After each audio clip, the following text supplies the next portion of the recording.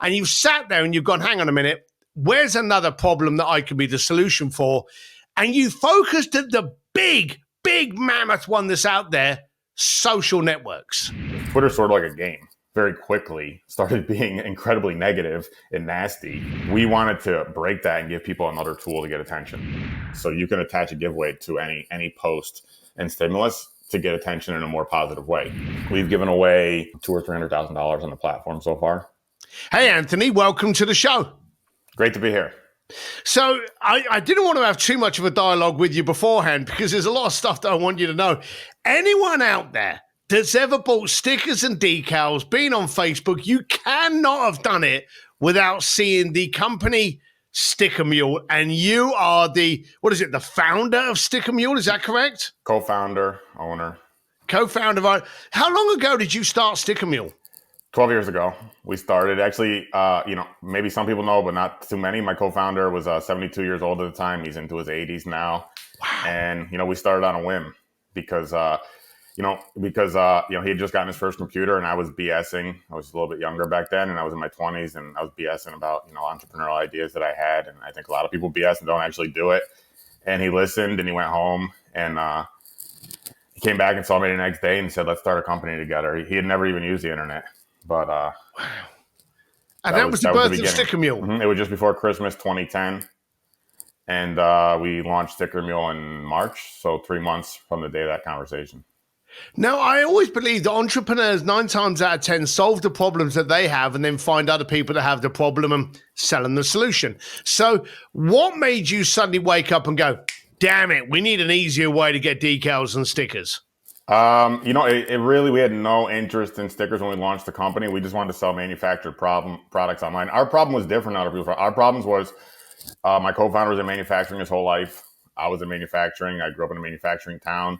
And, working in factories, like the big frustration is you don't have control of the customers. So the problem we solved for ourselves was we wanted to have a direct relationship with the customers. We wanted the factory's success to live or die by what we were able to do. We didn't want to be dependent on people outside our, things outside our control to determine whether the factory was growing or dying. Like I said, he had been in manufacturing for his whole life, 40 years. I had been in that role for about 10, and it could be frustrating. You could be doing, you could be either rapidly growing or rapidly declining based on things that have nothing to do with you and the world of manufacturing. So that's what excited him, and that's what excited me about starting Sticker Mule. But at the time, we didn't know we were going to sell stickers. We just wanted to sell any type of manufactured product online.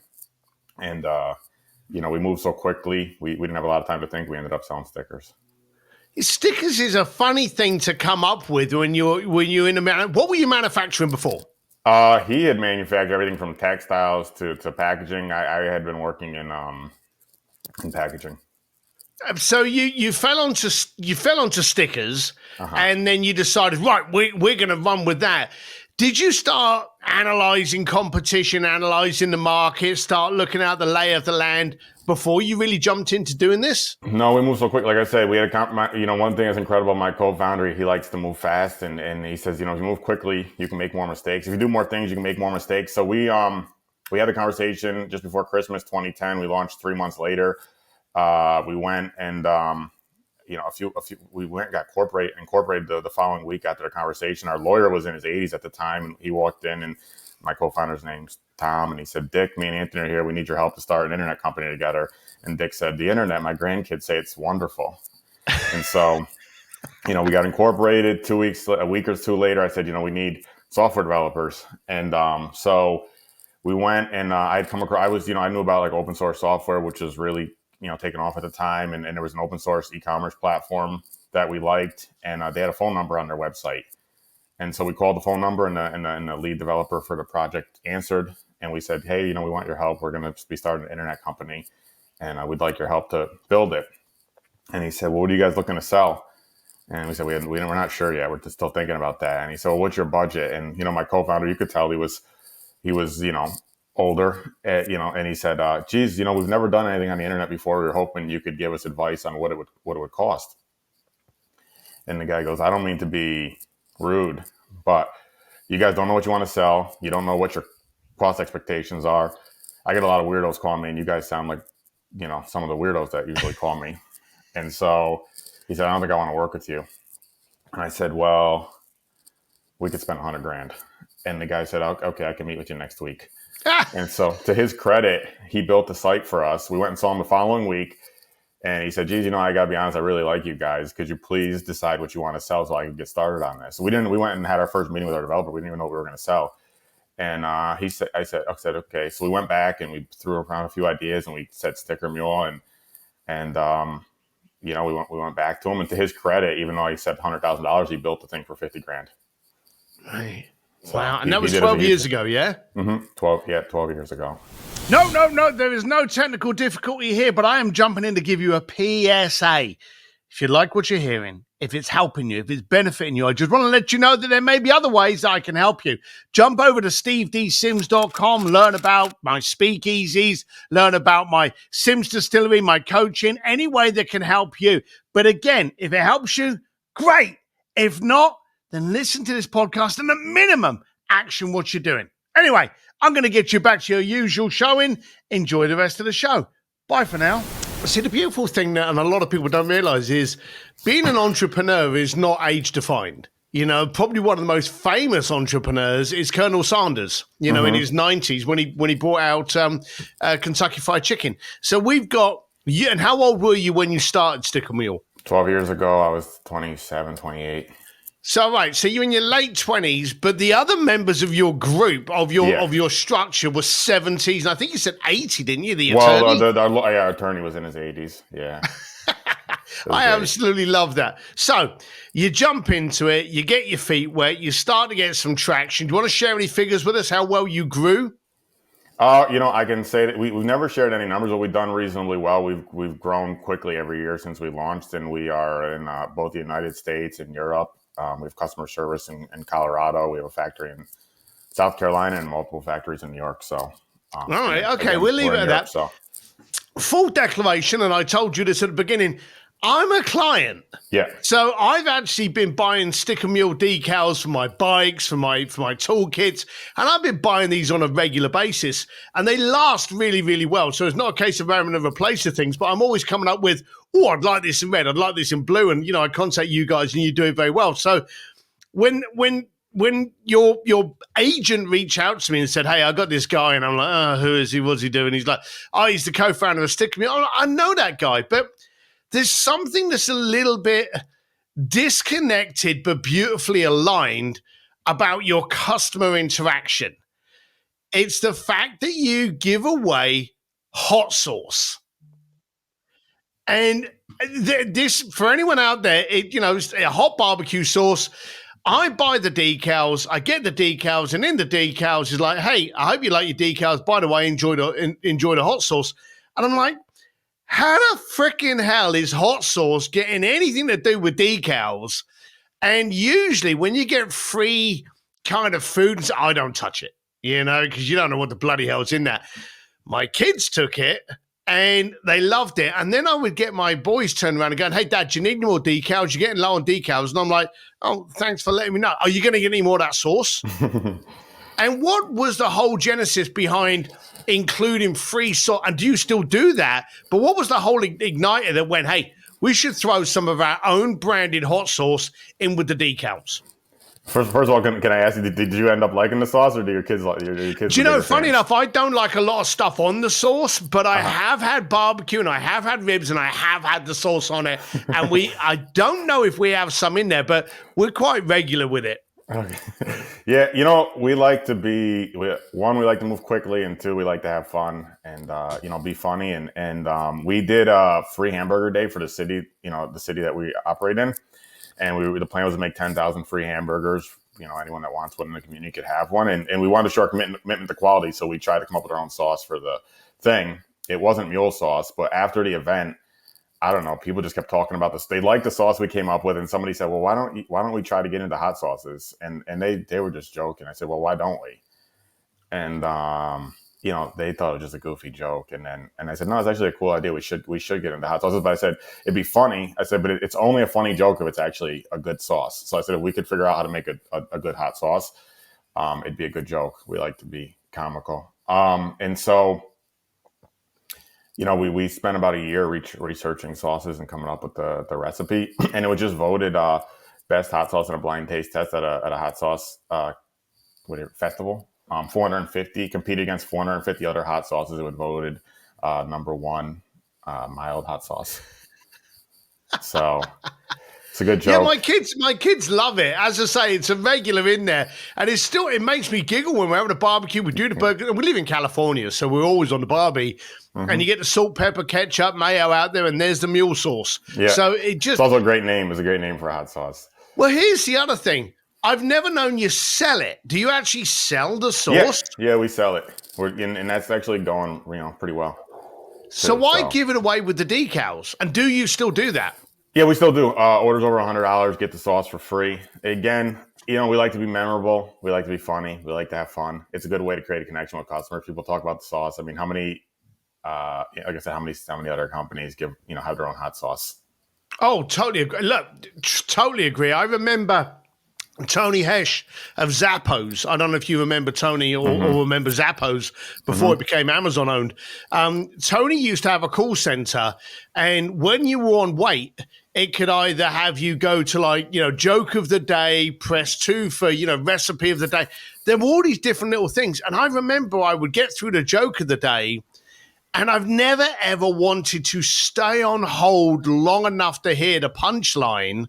And sometimes you'd get the operator suddenly come on and you haven't heard the punchline. And the operator would be like, don't worry, 2 goldfish going over, and they would tell you the joke. And this is a company that sold last season's shoes, but they were very memorable because, as Sally Hogshead says, different is better than better. And a decal company that sends you free mule sauce, that's different, and it is very memorable. So I congratulate you on it. Are you still running the company? Is the company still going around under your ownership? Yeah, I'm the sole owner. The other owners are my friend, the original founding team are, good friends of mine, my friend who's co-founded with me. But yeah, they sold their interest to me early on. All right. And so, I'm, I sort of run it still. We have a great team, so I get a lot of free time to do other things like, start social media companies. And Good. I'm pleased. I'm pleased you're still around. As I say, I endorse it. I use it. I like it. I don't get paid by you guys. I don't get any discounts by you guys. So I just want that to be clear to the audience. So I was very interested to chat with you because of your launch into the decal business. I was very pleased to try and get some answers as to why there was hot sauce with that connection. But you haven't stopped there. So you've done this. You've done the decal business and it's doing very well. Now you've got a beautiful structure. You've got automation where it needs to be. And you've sat there and you've gone, hang on a minute, where's another problem that I could be the solution for? And you focused at the big mammoth one that's out there, social networks. Now, trying to get into the social networking, sandpit, against the likes of Twitter, Facebook, LinkedIn, all of those big, giants, you kind of think is a bit crazy, but you've done exactly that. I want to know what the company is, and I want to know why you think you stand a hope in hell. So we stay away from social media for the majority of Sticker Mule's life. Everyone was like, you got to be on social media. You got to be on social media, your company's on. And I was like, well, we're growing like crazy and we don't touch social media. So I don't understand what all these people are talking about. It's like, you got to get on Instagram, you got to get on Twitter, you got to be here, you got to be there. I was like, why do I have to do any of this? We're in it. We're growing phenomenally well without it. But, after, 8 or 9 or 10 years, eventually we started messing around on social media. And, it didn't seem to be doing anything to me. Because, oh, no, this works. You just can't tell how it's working. And so I said, look, I set a goal for us. I said, I don't think Twitter's worth anything unless you have 1 million followers. So we had like 20 or 30,000 followers. And I said, I think we should just not even bother unless we have 1 million. But I said, let's try and figure out how to get to 1 million. So we come up with a strategy and we started growing our Twitter very quickly. We were gaining 30,000 followers a month. You can look at it. It's pretty cool now because now Twitter shows you impressions per tweet. So you can see like what's an impressive number versus an unimpressive number. But we were averaging 500,000 to 1 million impressions per tweet. And I think that'll put us in top 1% of Twitter popularity. And, through that process, I saw, like, where you can call it the dark side of Twitter, that it was, getting on Twitter was, I could see it was a very negative space, and I could see all the design decisions that were baked into Twitter to make it such a negative space. And so we pretty much pulled back from Twitter and treated it sort of like an absurdist platform where it was just, destined to just be not a good thing, and not worth engaging in. So, I had become so frustrated about it, and seeing all these problems. I was talking to our CTO one day, and she just said, well, if you're so frustrated, why don't we try to build an alternate network? Because it was sort of similar to how we started thinking about, I had thoughts on how to build an internet manufacturing company. And I was doing the same with the social networks. They're doing this wrong. They're doing this wrong. They're doing this wrong. It's not good to just be sitting on the sidelines throwing stones.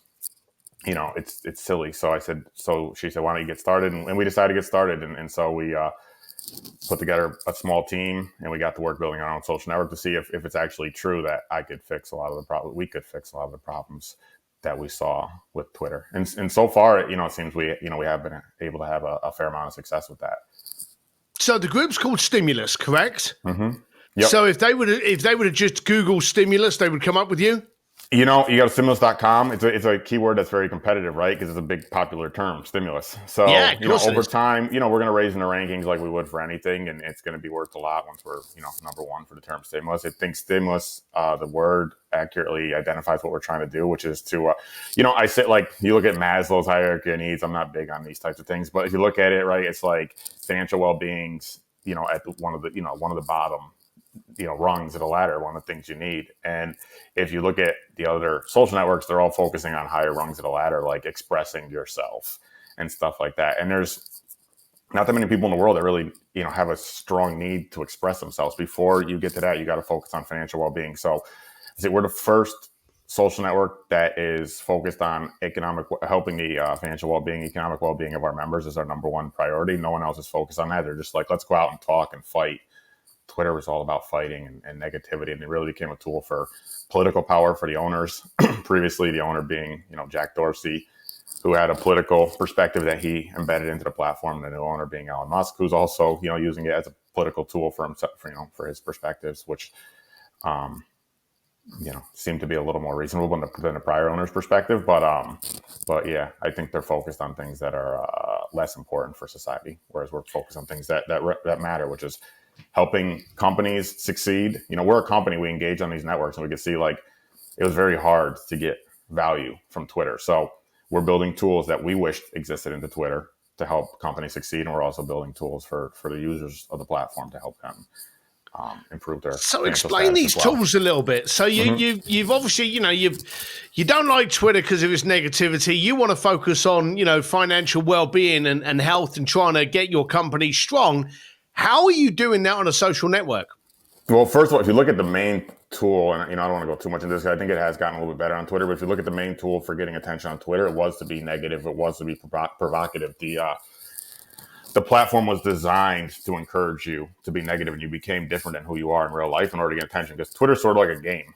You go on there and you're trying to, like, level up your character and become more and more and more popular over time. Well, you have to play by the rules of the game in order to succeed. Well, the way the prior owners of Twitter constructed it, Jack Dorsey constructed it, is that negative provocation is going to get you attention really quickly. So the smart players in the game very quickly started being incredibly negative and nasty in order to build their character and level up in the system.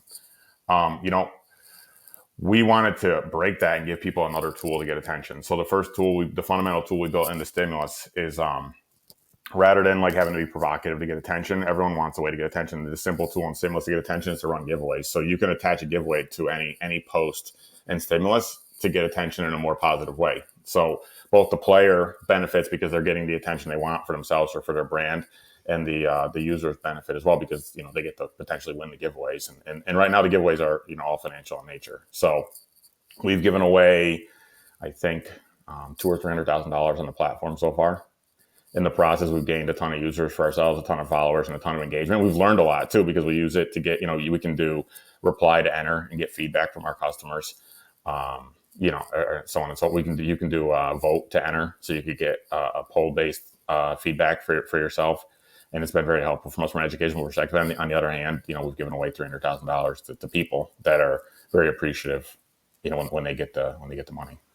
So you've gone from, and I love this because I can see some correlation and some similarity here with Elon Musk. Elon Musk he had no education in banking and went into PayPal, and then from PayPal went into Tesla and solar energy, and just went where the hell he went that he felt that he could solve a problem.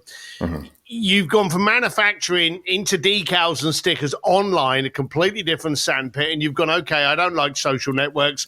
I don't like it enough that I'm going to do something about it. Is that where you're stopping, or have you got other chapters in your? Well, this is a huge project for us, right? It is massive. Trying to do a social network and of course, the bread and butter of any social network is users. And I remember speaking to a good friend of mine, Dan Fleischman, and he said the fact of the matter is, there's over 500 social networks out there on any given day. But you ask anyone, and they could probably only name 5. So you're in a really, really tough market. And while the cause is to be more positive, it's tough when a lot of people are attracted to that provocation, to that scintillation and the controversy and the politics. Sadly, human beings are more responsive to a negative than a positive. So I think that there might be some amount of human nature that's going on, but as a designer, I could see Twitter really put their thumb on the scale and trick people into being more negative than they really are. Like I said, you're playing a game, you want to win the game. If the game designer designs the game such that being negative is the only way to win, well, what choice do you have? Yeah, right? That makes sense. And if you look at the trending topics, like we don't have trending topics. I think trending topics have gotten a lot better on Twitter. First of all, people have their opinion on Elon Musk. I actually think he acquired Twitter after we started our idea. I didn't know he was going to do that. I think he's done a lot of positive things with Twitter so far. He's already done a lot to remove the negativity. But if you look at Twitter pre-Elon Musk, trending topics were forced upon you. There's no way to escape them. And the trending topics sort of served as like indoctrination games. Whereas like if you want to get attention, you're on there, you got 1,000 followers. Well, you can enter a trending topic. It's a little mini game. And if you win the topic, you get attention. Well, how do you win the topic? You say the nastiest thing you can possibly say. So little by little, Twitter is saying, hey, look, join these. Everyone else is being an asshole. You should probably be an asshole too. And then, and so people sit and they write, I'm going to say that, no, let's make it a little more nasty. Okay, a little more. Go with that one. Right. And little by little, you don't even realize it. You're just trying to play a game. The question is like the best players of the game realize they're playing it and they're nasty to win the game. That's not who they really are. But a lot of people don't realize it. They're playing the game. They're saying the nastiest things possible to win the game. And then they don't even know that they're getting sort of brainwashed in the process. I mean, this is how, if you look at, indoctrination works, is go right and ask you that where you think this way. And that becomes your thoughts. That becomes who you are. So, Twitter was designed to encourage people to be really nasty, especially via trending topics. I said for a while, once I saw, Twitter's so big on censorship. Why don't they censor their own trending topics? Why do they allow really nasty trending topics to be at the top of the list of games people should participate in? So since Elon Musk has taken over, he's talked about reducing the incentive to hate on the platform. Anecdotally, I don't see nearly as many nasty trending topics as I saw before. They're still there, but it's not nearly as bad as it was. But I was like, this is the epitome. I call Jack Dorsey the world's biggest hypocrite because, he's supposedly, in his mind, the great do-gooder. But it's like you're censoring the whole world, but you don't censor yourself. It wouldn't be so hard to say, here's the rules that govern trending topics. And if they violate these rules of conduct, we're just not going to show the topic. Why do you have topics that attack? Like there was one where it was, it was that stuck out in my mind. It was the trend was Officer Karen. It was the trend of the day, and it was a police officer crying. And it was like 400,000 people joined in to make fun of this woman for crying. Well, she didn't know she was going to be in trending for the day. When that video surfaced, and all of a sudden you're encouraging hundreds of thousands of people to online bully somebody who's in distress.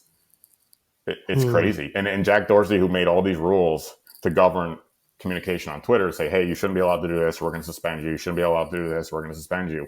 Never thought to apply any rules to his own organization and say, hey, maybe we shouldn't trend Officer Karen and tell the entire network to bully one individual who had no idea they were going to trend. It was crazy to me. So anyways, this is why we started Stimulus, to fix stuff like this. I think you're right. There's some, there's a natural inclination for humans to like negativity, and you can't do anything about that. I said, look, imperfect things happen in life. You go to a bar and people get into arguments, people get into fights, things happen. But Twitter was a much worse reflection of real life. We want stimulus to be a better reflection of real life, and we want to give people tools to play the game and succeed in the game, which is, a game of getting attention. For businesses, it's a game of getting attention and turning that attention into orders. And we want to give people positive tools to play the game and to win the game rather than, being mean to each other. That is beautiful. Well, I wish you well. It's a noble cause. So they can go to stimulus.com to find out about the new social network, correct? Mm-hmm. Yep. And is it stickermule.com still? Stickermule.com and stimulus.com. All right. So those are the two that we're going to be putting underneath it.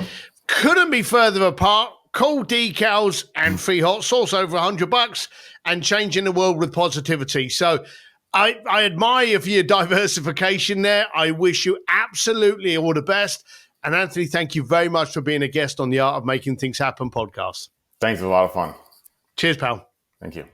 Hey, I hope you liked that episode of the Art of Making Things Happen podcast. And remember, these are done for you. If you like them, subscribe, share them around. But if you don't like them, send me an email to ask@stevesims.com and you can tell me what I need to do to make this the most dynamic podcast you listen to. Anyway, make sure whatever you learned from the last podcast, you actually do something with. Without action, it's just a bunch of people blowing air. Have a good time. Until next time. Bye.